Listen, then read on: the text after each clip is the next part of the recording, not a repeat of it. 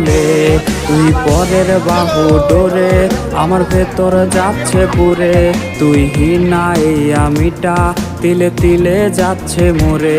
আমার পুরুষে পুরুক বুক তুই কুরারে তোর সুখ তবু মরার আগেও আমি দেখবো না রে তোর মুখ আমার মৃত আত্মাটা তোরে ডাকবে একদিন খুব আমি দেখবো সেদিন তুই ওরে কেমনে রবি চুপ